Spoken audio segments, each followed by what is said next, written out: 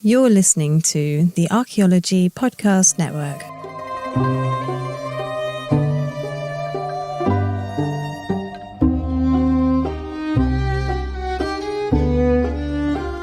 Welcome to Digging Up Ancient Aliens. This is the podcast where we examine alternative history and ancient alien narratives in popular media. Do these ideas hold water to an archaeologist, or are there better explanations out there? We are now on episode 82 and I am Frederick, your guide into the world of pseudoarchaeology. And we're back. I have been struggling with some health issues that seems to have gotten stuck in my lungs and throat. So if I sound a little bit hoarse, it's not that I've started a Motorhead cover band, it's just how things are at the moment. But today we will get back into the show and I'm going to take you on a little treat. Instead of pseudo-history, we will look at a real archaeological site here in Sweden. Why? Well, we sometimes need a break, I think, and this is also a good example of archaeology done both wrong and right, and we can also see the importance of, having an education in archaeology before, coming up with theories. You will see an example of this later in the episode more clearly. So join me at Sweden's most enormous grey mound and explore this wondrous area together. This will also be a video on YouTube. It will drop next week, however, and also this was recorded on site, so we will have a bit of background noises from time to time, but it shouldn't be distracting really. And I want to thank all of you who still support the show. You're really helping out producing this content, and I'm humbled and grateful that you're still here. And if you want to help out, I'll tell you how to do that and get some bonus stuff at the end of the episode. And remember that you find sources, resources, and reading suggestions at our website, diggingupancientaliens.com. There you can also find contact info if you notice any mistakes or have any suggestions. Now that we have finished our preparations, let's dig into the episode.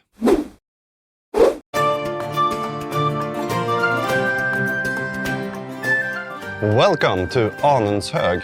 So I'm currently standing at a very important site for, medieval and Viking Age Sweden. And we will explore this location together, see the history of the site, what it was used for and how it was used, and look at the different burial types we can discover here and talk a little bit about Sweden's biggest burial mound. So where am I?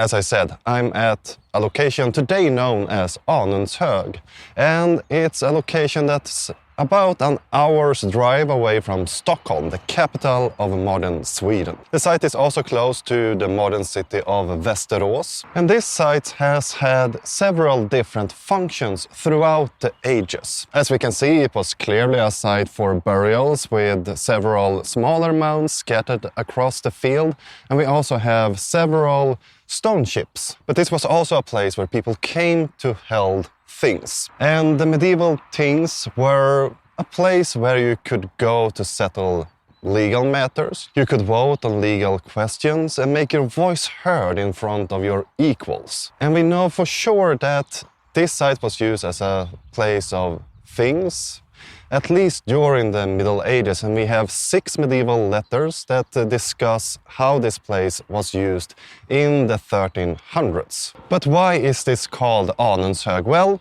to explore this, we will have to move a little bit so we can see, the mound more clearly.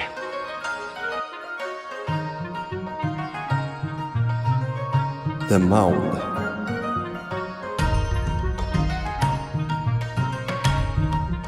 So, here we have Sweden's biggest burial mound. And as you can see, it's rather impressive. It's 9 meters tall and 36 meters wide.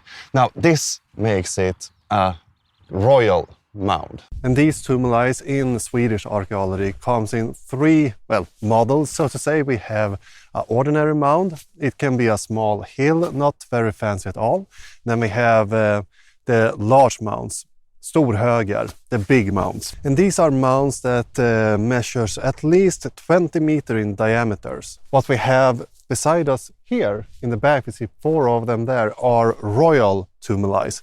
And these are tumuli that's larger than 30 meters in diameter. And it has not been excavated yet. Or rather, it has not been completely excavated yet. There's been some test excavations on the pile, and when they did this the last time, they did find a layer of charcoal.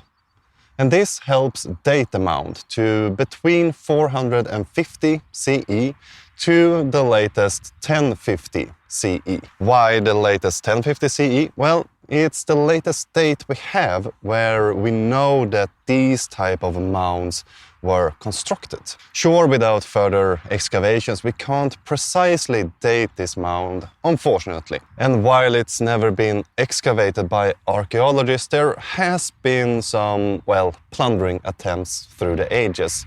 Most known plundering attempt was in the 1600s, where a couple of farmhands came here and, well, we all have the rumors of gold being in these mounds, and they came here trying to find this legendary treasure. So they started digging on top of it, and they tried to be clever about this crime of the century. So they hid the dirt that they dug up in the trees that were growing on top of the mounds, trying to hide their little crime that way. Unfortunately, they gave up after a while and were discovered, and it seems as they didn't reach the burial of the mound, which means that it's most likely still there intact in the bottom of the mound. So most likely we have a cremation here at the bottom, and they most likely also cremated the body and the grave goods here at the site, and then went on to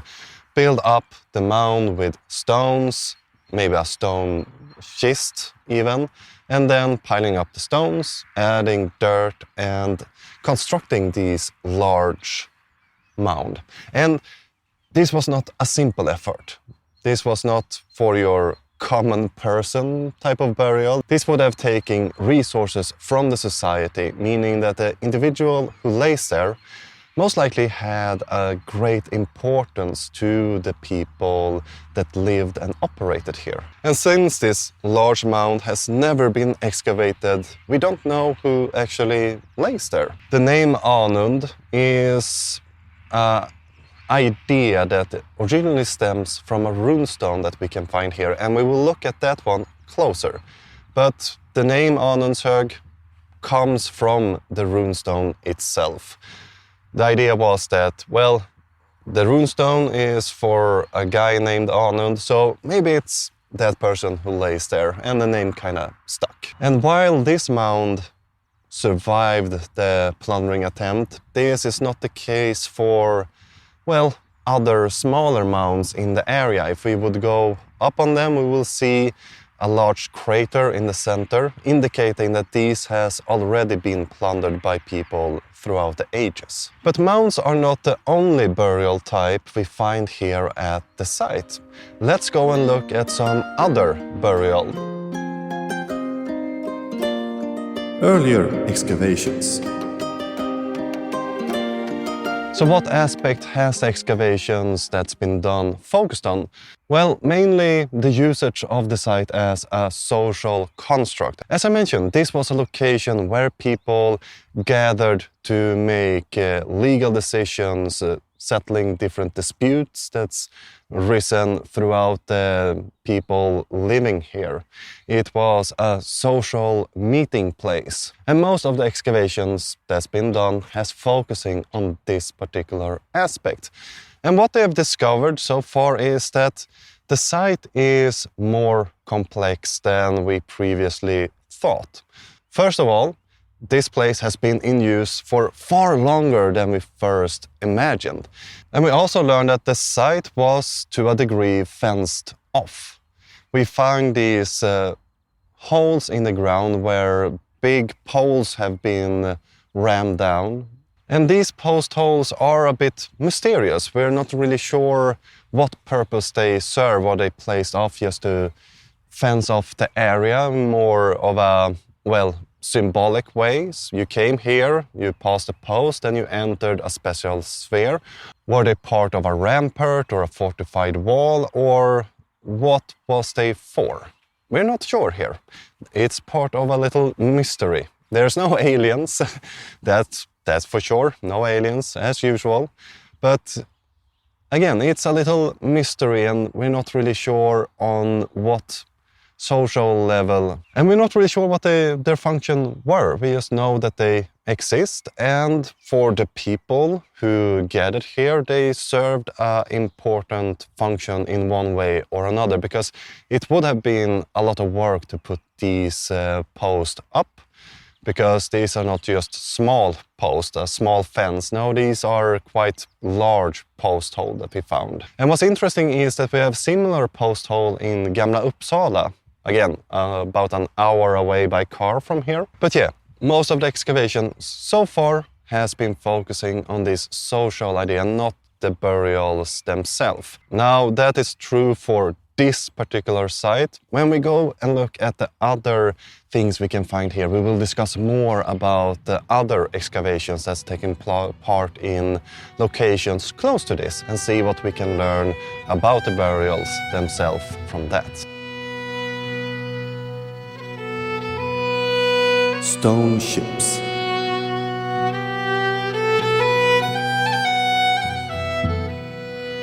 So I'm currently in the center of one of the stone ships that we can find here at Arnunshug. And today only 4 of them has been reconstructed. The 5th one is laying somewhere over there, still waiting to be reconstructed. At one point in the history of the site, someone came here and started to topple over the stones, and in some cases even smashing them or dragging them off into a construction project of their own. And what's interesting here is that the stone ship I'm currently sitting in is one of the few examples in mainland Sweden where it actually has a twin. So you can see behind me we have stones continuing. It's part of another stone ship. And we can see this more clearly if we stand on the top of the burial mound behind us. So the stone ship I'm currently sitting by the mast stone of, probably this was a marker for where the mast would be in the ship, is this ship is 51 meter long and 25 meter wide. The one we see there in the background is 52 meter long and 16 meter wide. And most likely these were constructed during the Viking Age. And these stone ships have not really been excavated.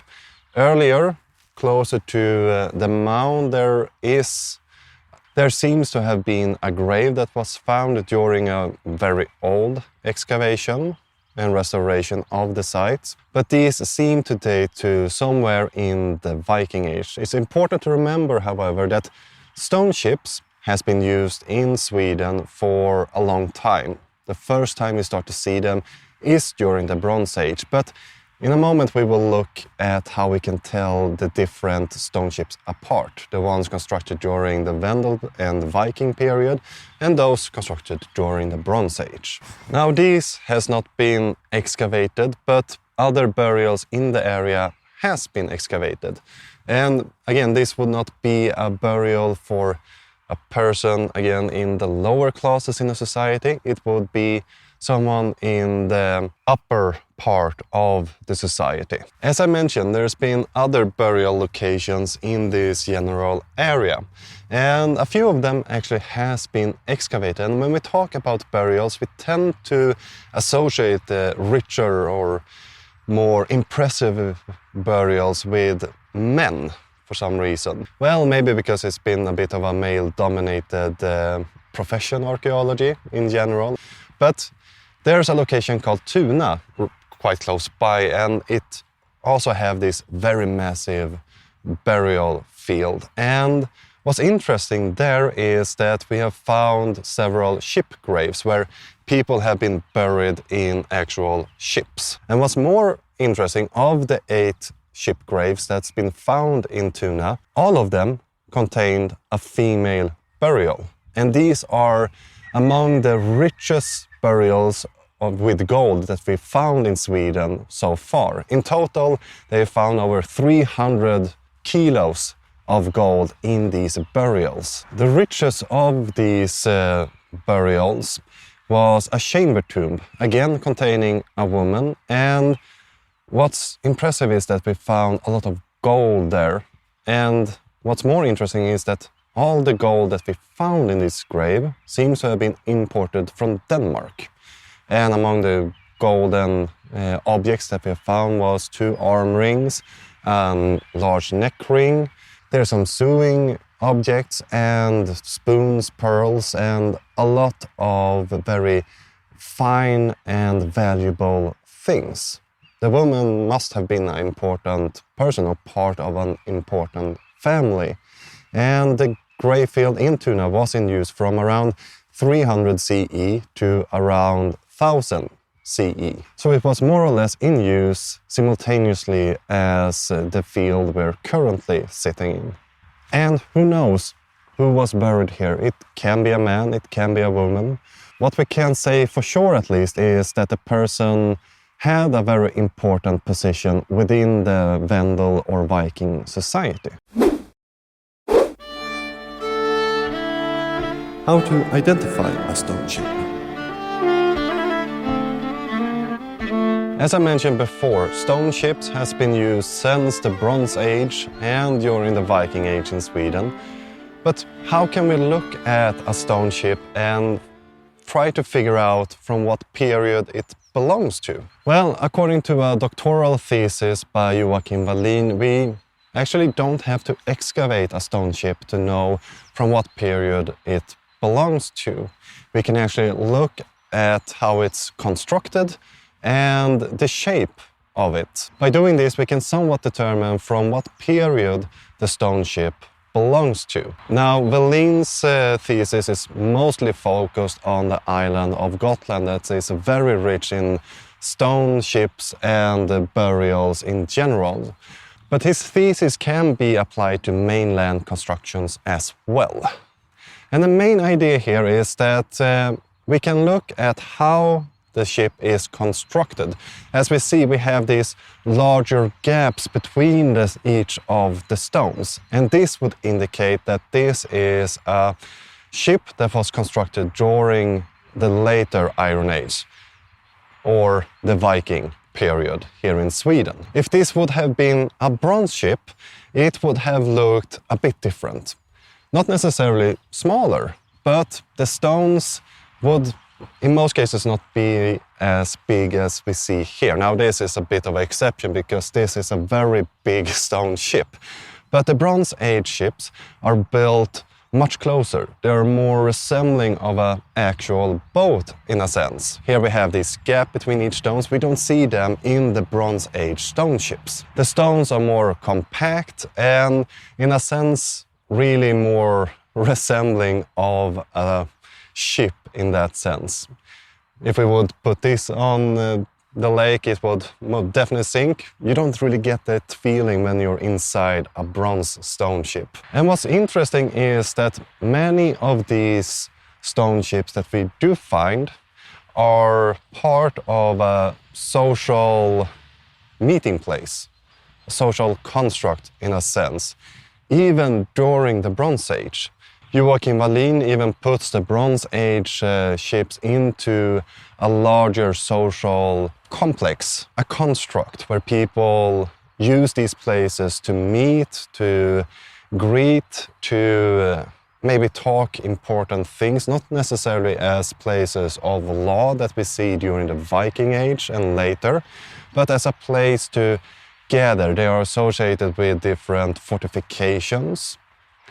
And the fortifications we also see here on mainland Sweden. The stone ships are, not always, but many times, they can be found close by an old hill fort. An example of this is, for example, the location of Runsa. Runsa is a location in Sweden where we have the, second largest stone ship in Sweden. And just right by the stone ship, we also have this hill fortification that during the Viking Age seems to have been a hall for important person, most likely. But what we do learn about these burial places is that they were not a place where you just came once a year to, well, greet your ancestors or dead relative. They seem to be part of a larger social construct that follows through history. As I mentioned, this was a place of things up into the Middle Ages, and we have even more evidence of this being a place of law and gathering. But to sum up, we don't really have to excavate a stone ship to see from what period it belongs to. We can look at the gaps in the stones and the form of the ship itself to place it in a specific period. And this is more easily done with the Bronze Age ship, especially on Gotland. Wallin has done an amazing job categorizing each of the stone ships from the Bronze Age and put them in a context so we can actually look at them and see from what period they fit into. The Royal Road. So now we're at a different part of the site here at Arnunshug, close to modern Västerås in Sweden. And what's interesting with these stones that we can see here behind me is that, well, they are part of a very old and interesting Swedish tradition. You see, these stones stands right by what we see here is an old road. And it's not just any road. It's called the Enrich road, and it was part of a ritual procession that was supposedly taken part of newly elected kings in the medieval Swedish society. The idea was that when a king was elected, they would participate in this journey, this set road that took them through what was then the Kingdom of Sweden. And it starts where, well, the election would have been taking place at a site called Mora stenar, or the stones of Mora. And while there is a city in Sweden called Mora, the association is not really there.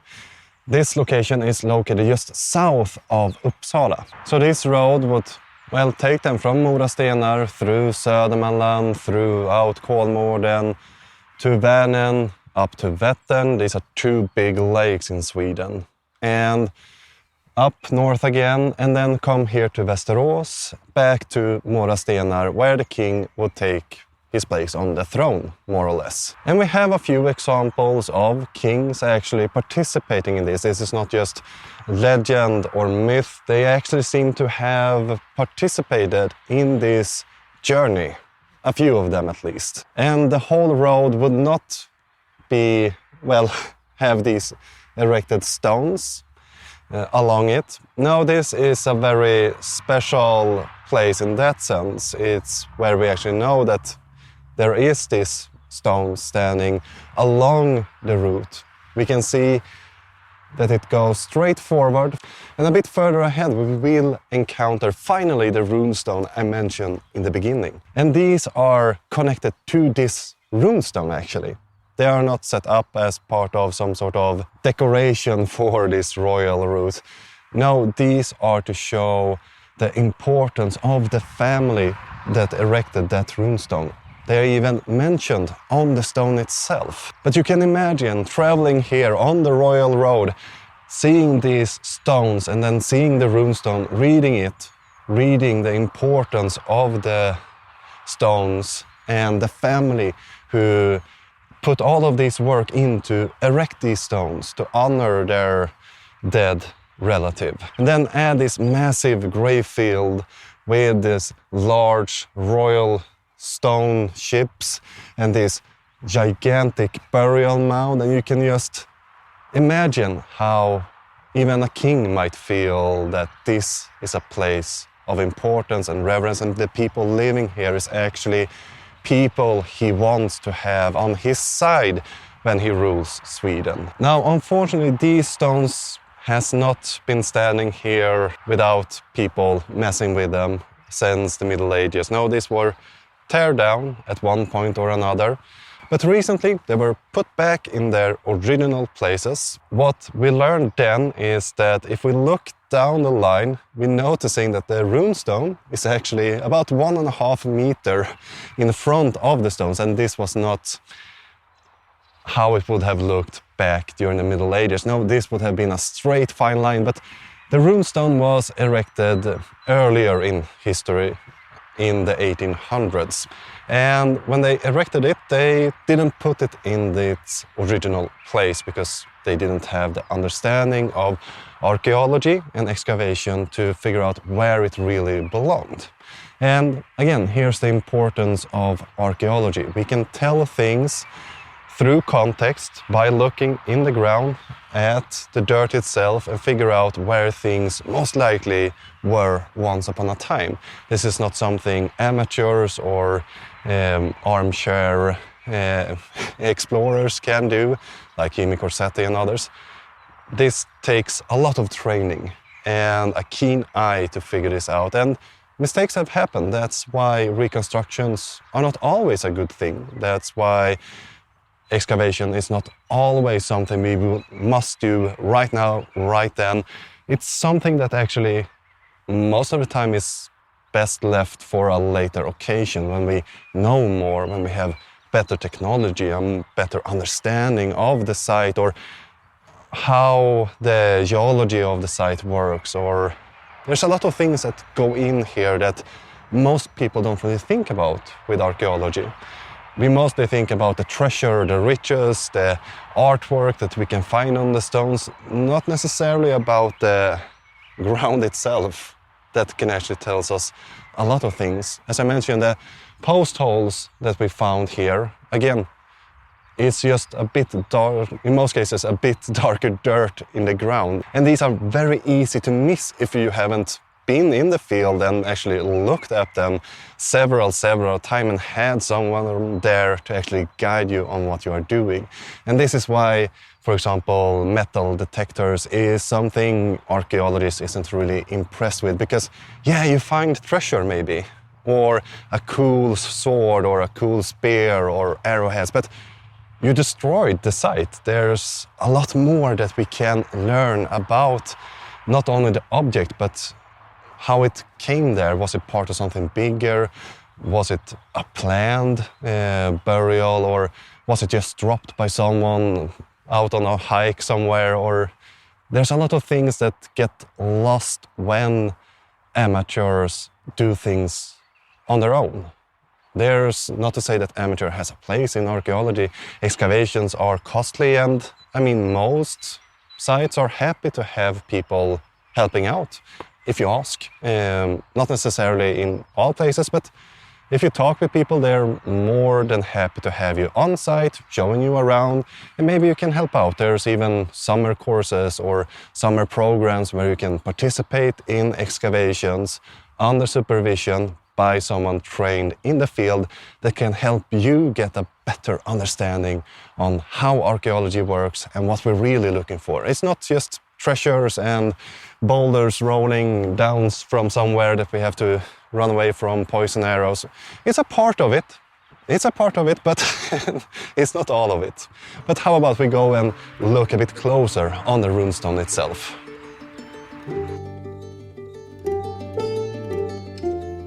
The runestone.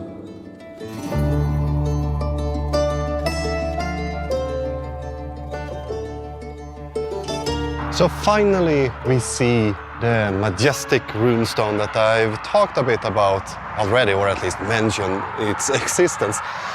As we see, it's rather special in several ways, and it's also here we get the name of the site, Arnund, or Arnunshug. So first of all, we're noticing something rather interesting. The stone does not really have the classical serpent sling that goes around it. Instead, we have sort of a border that goes up into something looking like a knot up there, and then comes down here. And the text is pretty straightforward. It says, Folkvith raised all of these stones after his son, Heden, Arnund's brother, Vred, carved these runes. And Folkvith is an interesting character in a sense. Anund and Heden is pretty common name in Sweden, but Folkvid, it's a very rare name in general, and we don't really have other rune stones mentioning these names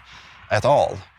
There's an idea that it might be a name that's imported. The person immigrated to Sweden from somewhere else, or it's just very rare for one reason or another. Same with Vred. We don't really find that name often on runestones either. But Vred seems to have been a skillful carver. As we see, the runes are very legible, they are nicely done. Since we miss the serpent sling that goes around, we can't really use that to date the stone itself. But Folkvid, he was an important character, and we know him from history. He, for example, sponsored this road that this stone is associated with, the royal road, the Eric's road that the king, when elected, would set out and travel upon in a procession. But what's interesting with this stone is the artwork itself. It must have meant something to the people during the Viking Age when this runestone was carved. But today it is, again, one of those little mysteries that we find.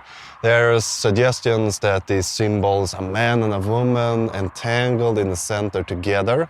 But who knows? What do you see on the stone?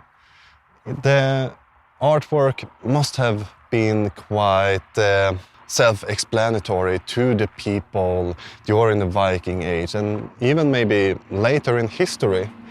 Why it's a woman? Well, you kind of see female forms up here, you see some male forms down here, and they are entangled in this knot in the middle. But yeah, this is from where we get the name of the site, Anund, and it's most likely not Anund that's located in the mound that we see straight behind us. But it shows that these people were part of a very prominent and important family in the early Swedish society. And it's a beautiful stone, and you can just stand here and look at the artwork and try to figure it out yourself what it might mean. Is it animals? Is it people? Is it a mixture of both, or is it something else this is trying to symbolize? And here is where mysteries can come from in archaeology, that the imagery has a lot of meaning to the people making it, but the stories and meaning behind these images get lost through history because they weren't written down, or the people who knew about them died out, or they lost their importance, and the sources that did talk about this got lost that way. But it's a beautiful granite stone, and as I mentioned before, this was toppled over, and in the early days when it was put back up, it was set about 1.5 meters in front of its original location. We can see maybe parts, if you look in that direction, we can clearly see that this stone is very much out of place. But it's a beautiful stone, and even if its readable message is very straightforward, very clear, it's who it was from, who it's dedicated to, who other relatives people might know to identify the people. Anund seems to have been an important son to Folkvid, therefore he got a mention. And Vred, the carver, of course, artists need to sign his work. But yeah, it's a marvelous stone, and it gives us a chance to actually connect with a few of the people who lived and operated here, and who took pride in their community, because Folkvid, he did sponsor this particular part of the road, and it's marvelous construction in the road itself. It's heavily packed sand, there's stones, it's very fine work, and a lot of money, energy, labor has gone into making this a very special location. We have the connection to ancestry behind there, and we have connection to those who lived there and then. And he must have taken pride in being part of this society, even if he is an immigrant. Again, it's unclear where Folkvith, the name, originates from or what it really means to us today, according to the sources I did read before coming here. But yeah, it's a fascinating stone, and again, makes you connect with history in a different way when you can actually read something about those who lived and visited the thing here, who most likely stood and spoke to their fellow people attending the thing, deciding on legal matters. And yeah, it's interesting, right? So let me know what you think this means. What could it be? Do you have any ideas? All suggestions are good suggestions at this point. But how about we go and see if we can find something more to discuss and look at this marvelous site. Bronze Age settlements. So we are at another location here at Arnunshug, and well, right now you see a lot of trees behind me, but if we would pass among them, we will come to a place called Jute Myr, or the Danish fern. Jute is an old Swedish name for people coming from Denmark, and especially one of the islands in Denmark, but it's later in history became kind of a word that was used for all Danish people. So Jutar is Danes, more or less. Today we would call them Danskar, Danes. But again, this is a swampland kind of situation. This name might originate from when the Danish people invaded Sweden, and the Swedish king Gustav Vasa, according to legends, were supposed to have pushed Danish soldiers down into this swampland where they most likely drowned, according to that story. Now, later excavations has not been able to confirm that story. There's no weaponry or items from the 1500s or something like that down in the swamp, but they did uncover something else. You see, about 3,500 years ago, this would have been a much different area. We wouldn't see trees here behind me, but we would actually see water. A body of water was here 3,500 years ago, and what's interesting with that is that they found evidence of construction here. As I mentioned before, there is or was a Bronze Age settlement at this location long before Arnunshug and the mounds were constructed. People lived and operated here, and they seem to have built a location out in the water with wooden pillars, and it can be a sort of plateau. If they lived out on the lake is a bit unclear, but most likely it was used. In some cases, these places was used as ritual locations where you gathered to perform different rites or important rituals. And in some cases, people actually lived out in the lake because it was more secure. But it's a place where at least we know that they gathered, and the site must have been important or been a very good spot to both live and have their rituals performed at, because building this wooden construction that we did find out in the lake must have taken a lot of time, energy, and resources from the society. But it really shows how this place has again and again throughout history been a place of importance for people living, hunting and gathering here. It's not just in later time, medieval time, or even modern times. It's already 3,500 years ago the history of this site started.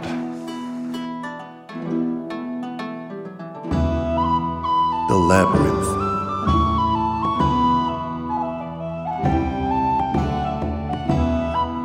We have wandered through a landscape scattered with history almost every part of the way. More burial mounds, more remains from both modern history and ancient history. But why are we at this particular location? It doesn't look much for the eye when you look at it, but if you look closely and a bit further away, you will notice that we can see a pattern here. What we're looking at is really one of the few prehistoric labyrinths in Sweden. And this is in connection with another field with burials from the late Iron Age. But most of these labyrinths can be found in coastal situation, so close to the coast, and almost half of the labyrinth we have preserved is located in actually the north of Sweden. More or less always close to some sort of water, and especially fishing locations. Now, most of these labyrinths that we have preserved, or Troja if you're in the south of Sweden, also a bit on Gotland, are rather not modern, but they are medieval. And as I mentioned, they are close to fishing villages. This is particularly true on Gotland, where we find quite a lot of these Troja in close proximity to old fishing villages, similar in the north of Sweden. So the idea is that these more recent labyrinths that we have are connected to some sort of good luck ritual. So when you're about to go out fishing, you take a little trip through the labyrinth and hopefully you gain luck on your fishing expedition. Now this is a theory, it's not 100% certain that this is the case because, well, the meaning of these labyrinths are not preserved to our day. Even from the medieval times, it's been lost to history what their actual use was. But what makes this particular Troja interesting is that it's pre-medieval. It's from the Iron Age, and it makes it a lot more unclear what it was for. They are quite narrow, they are very symmetrical. This particular Troja or labyrinth is constructed out of about 2,000 to 3,000 stones carefully placed to form this pattern. What it was for, it's a bit unclear. One theory is that it's connected to some sort of spring ritual. And maybe, according to this theory, you put a woman in the center of the labyrinth and then the boys try to get to her, maybe acting out some sort of play that's been lost. Or maybe whoever made it through the labyrinth without touching any of the stones. The passages are rather small, so it is quite tricky to get through here without accidentally touching the stones that make up this structure. So maybe if you made it through, you got a girl. Or it was the other way around. We are not really sure. It seems to be ritual. I know it's a bit of a joke that everything we can't explain in archaeology is ritual, but in this case, it feels likely. The pre-medieval labyrinths that we have, still intact, are almost always connected to burial fields. This is the case here too. It's not the same with the fishing idea, but maybe they tie into a much older tradition that's been lost to history. But it can be fun to walk through them, trying to see if you can figure out the puzzle, and you can imagine what they were used for in that sense. It could be a connection to the Greek tales. Maybe there's a more Scandinavian version of it that's unfortunately gotten lost, but it's interesting that we have this connection between the late Iron Age and the medieval age, and they seem to be used in completely different way, but they have a similar structure. And while most of the older labyrinths that we have are connected to the Iron Age, there are also examples of the labyrinth from the Bronze Age, the Scandinavian Bronze Age, making this a very old tradition, and they are more symmetrical in their patterns. They are not as we would imagine a labyrinth where you have dead ends. They are more symmetrical. You follow the line and you get to the end. Another theory is that they were used to tell a story. You follow the path through the story and you get to the end where the story, of course, has its finale. Or maybe it's just used as entertainment, a game. Again, the rules of the game is lost, but you can wonder sometimes, does everything have to have a religious connotation, or could it just be used for play? A place where children or young adults can go and have fun for a while. We often forget this part of our history, that it's not always survival and starvation or horrors, war. There's also this aspect of fun. Board games is something we find from very early in history. The earliest game, I think, is about 5,000 years old. We humans have always had the need for entertainment, and maybe these are a connection to this entertainment. We have to remember that while the burial sites were part of mourning and ritualistic and religion, it was also, as I mentioned several times throughout this video, a place for social gatherings. A place where you met, you participated in a social construct. And maybe these are part of the fun part of the social construct. It's not always serious and laws or crimes or punishment. It's also a place where you can interact and be playful for a little bit. So if you have the opportunity to visit one of these Troja borgar, I highly recommend walking through them. Now, these older ones, maybe you can be very careful about. Now, this one has a replica located just right side Arnunshug, where you can let your kids or yourself run around and play as much as you want. But remember, when we're visiting an archaeological site, always be careful. And this is where I'm going to say farewell for this time. I hope to see you again, and I hope that you enjoyed this content. And I hope to bring you on another archaeological tour quite shortly. And that's all for this time. Please spread the word by leaving a positive reviews on platforms like iTunes, Spotify, or even better, to one of your friends. Recommend an episode or two. For more information about me and my podcast, check out diggingupancientaliens.com. And you will also find some sources over at that website and some reading recommendations if you want to know more about Arnunshug. And if you want to support the show, you can do that on patreon.com/diggingupancientaliens. Or if you want another option than Patreon, there's a members portal at diggingupancientaliens.com/support. Signing up will give you early episodes that are ads free, and you will also get bonus content and extended episode. And if you want to contact me, it can be done through social media, or you can send an email. My email is at the website. And this show is created with the support of the Archaeology Podcast Network.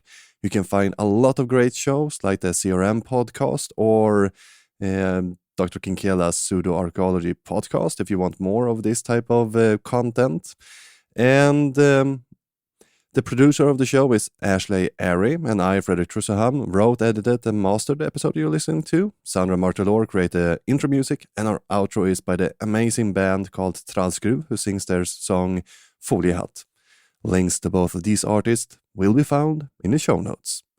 Until next time, keep shoveling that science. Men jag skyddar mig för jag har foliehatt.